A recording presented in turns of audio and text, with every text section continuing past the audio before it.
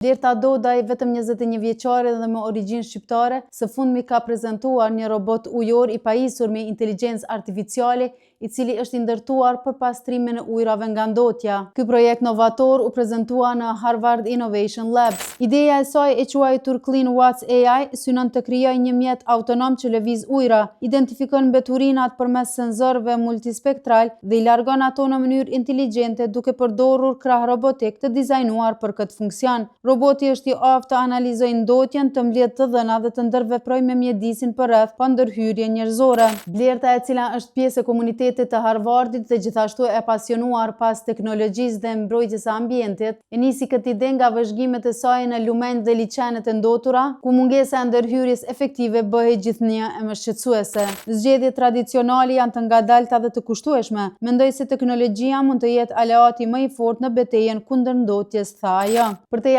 aspektit teknik, ajo synon që Clean Watts AI të shërbejë edhe si zgjedhje globale, veçanërisht për vendet që vuajnë nga ndotja, por nuk kanë burimet e nevojshme për pastrim të vazhdueshëm të ujrave. Ky është një shembull i qartë se rinia shqiptare ka potencial të mjaftueshëm që të ndikojë pozitivisht në botë. Me ide të guximshme, vizion dhe punë të palodhur, Blerta Dodaj përfaqëson një brez të ri i cili nuk njeh kufi kur bëhet fjalë për ndryshimin. Dhe ndoshta falë saj ne një ditë do të shohim dete dhe lumenj shumë të pastra, jo vetëm në rajon, por në mbar globin.